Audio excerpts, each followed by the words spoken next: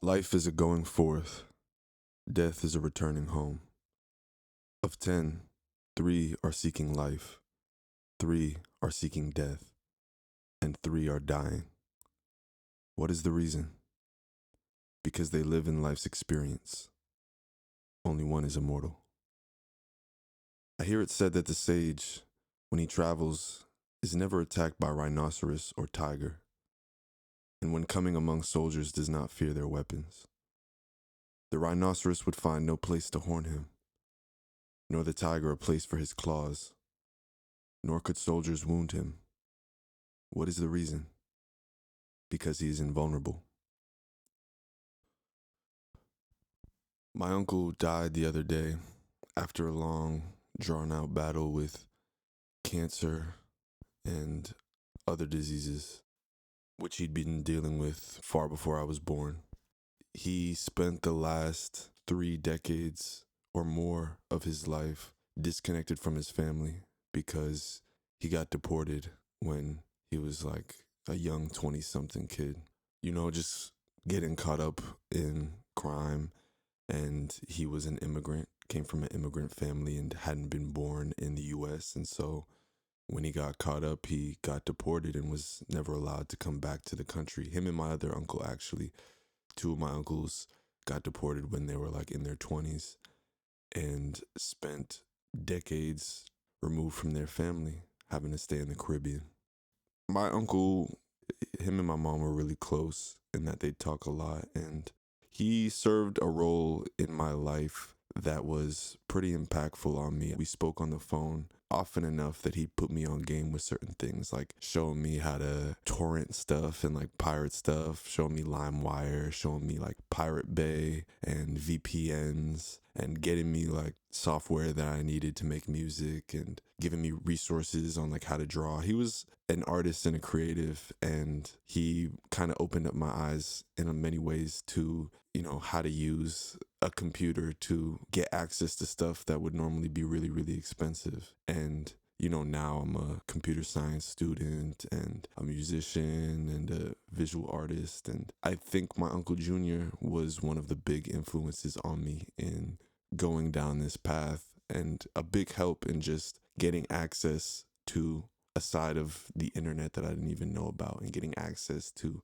the tools that started me off on my journey in many ways. I didn't really know how sick he was until maybe 3 years before he passed. My mom finally told me that, I asked for his forgiveness if he'd be offended by me speaking on this, but I think that it's necessary to say what his struggles were to kind of get to the root of how I've been thinking about it. So when my uncle got caught up and went to jail before he got deported, um, my uncle was gay, and I guess he had sex with another guy in jail and ended up catching HIV. And so not only was he deported and away from his family, but he struggled with AIDS for decades and decades before his death. And eventually, a couple of years before he passed, he also caught cancer, or I should say, he developed cancer. In thinking about his life and especially his death, it just really is hard for me to comprehend the amount of suffering that he went through. And I'm sure the amount of internal battles that he had to fight, thinking about the events that had led up to where he was at in life. And, I've dealt with shame and rumination a lot. And a lot of the time I wake up and I do reflect on some of the events I've gone through and experience regret sometimes, or just frustration at myself or at others for causing things that I felt were avoidable that harm me in some way.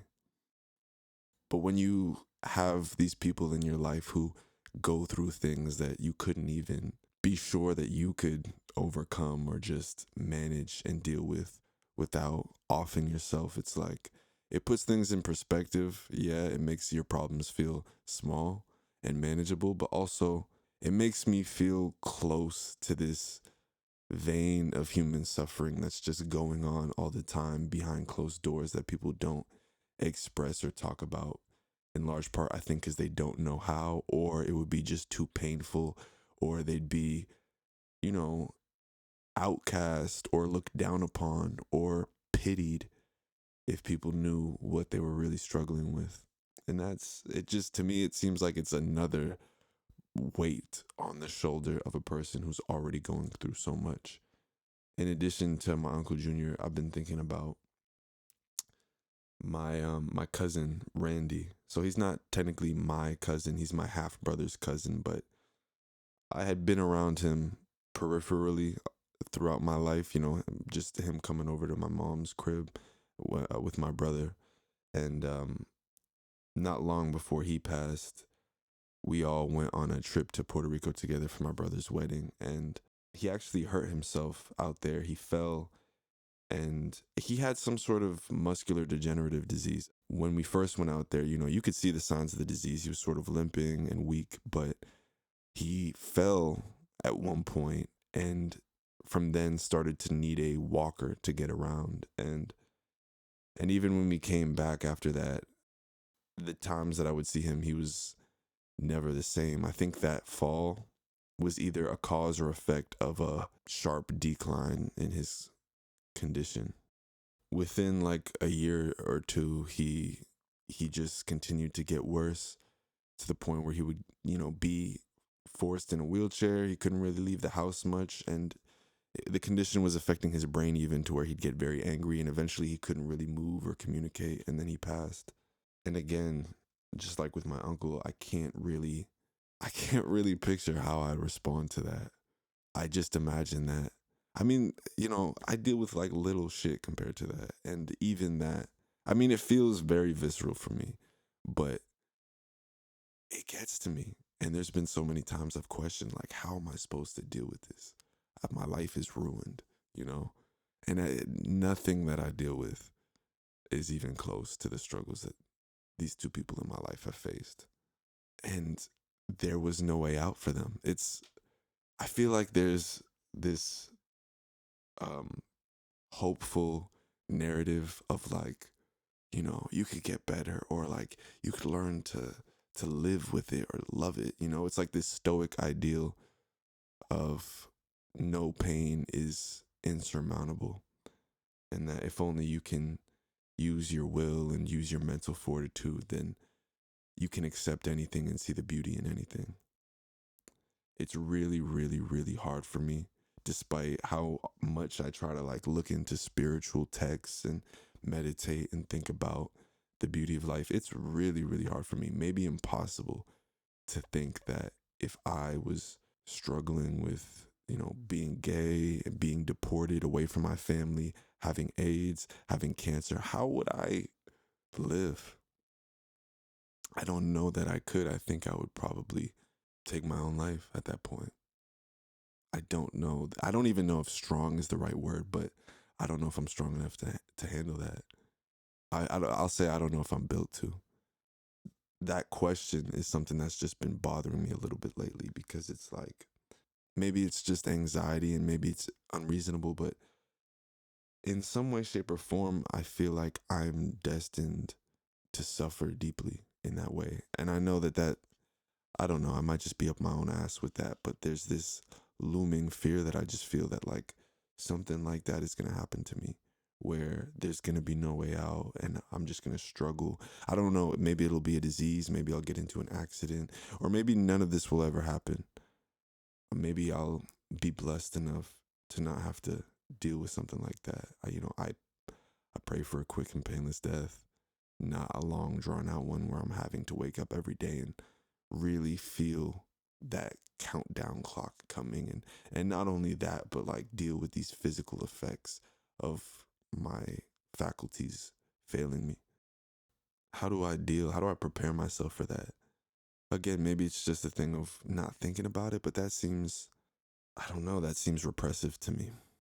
I feel like a lot of my searching in spirituality or philosophy is an attempt to fortify myself and strengthen my will so that when tragedy does strike, I'll be prepared to be stoic about it, to accept it and not be destroyed by it. But I am not at that point in my journey right now, and I question whether I ever will be.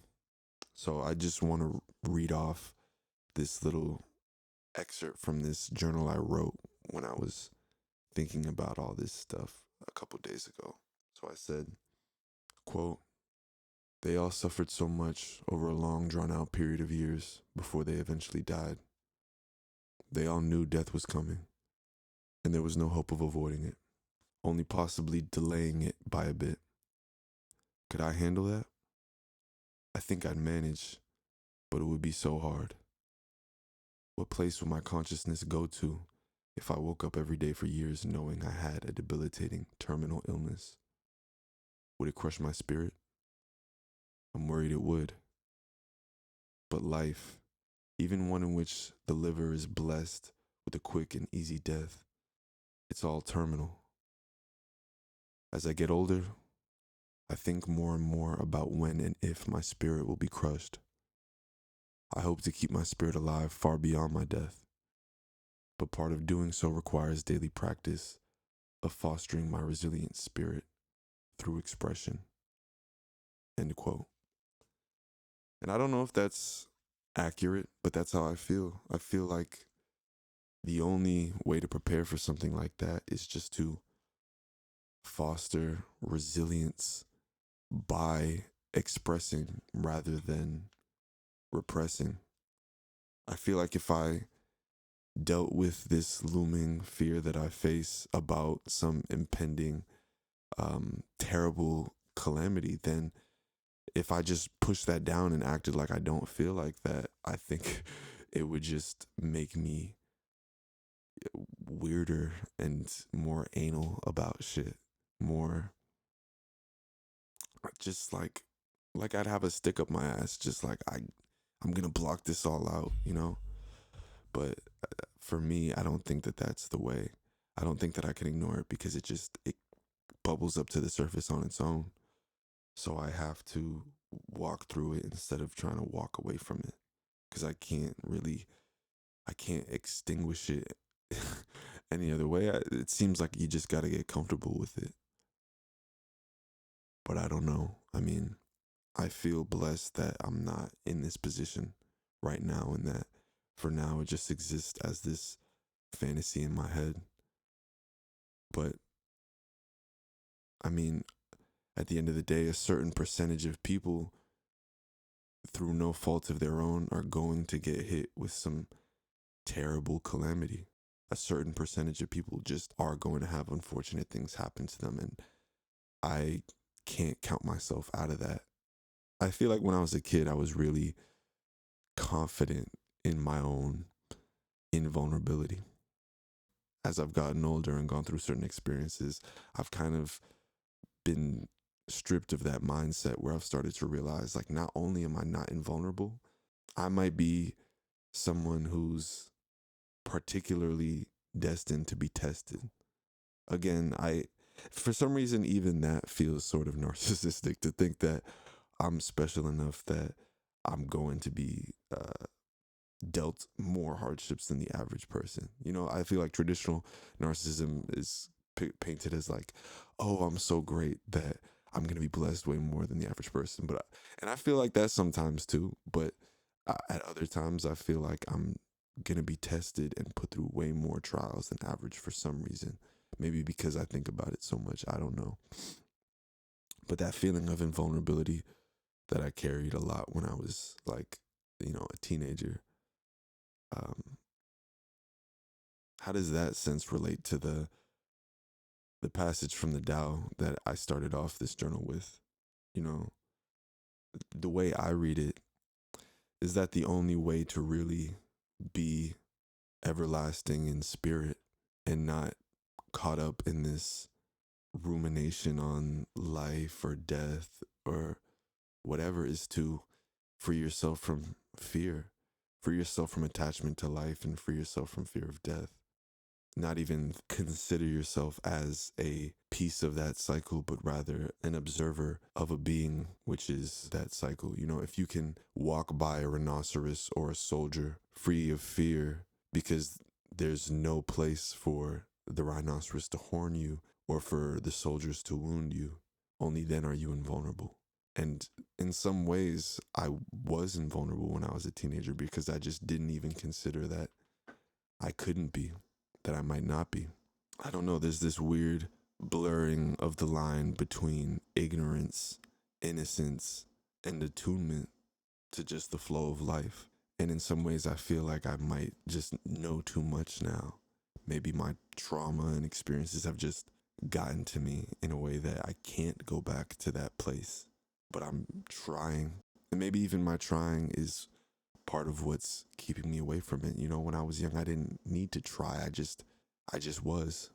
But I mean, it's a cliche that when you're young, you think you're going to live forever, you know? I think in many ways this is just a natural part of growing up, realizing that we all will die, realizing that at some point we're going to get a disease or we're going to go through some hardship and shit is going to hit the fan. And how do you prepare for that? I don't have an answer to that, but it's just a question that I've been asking myself lately.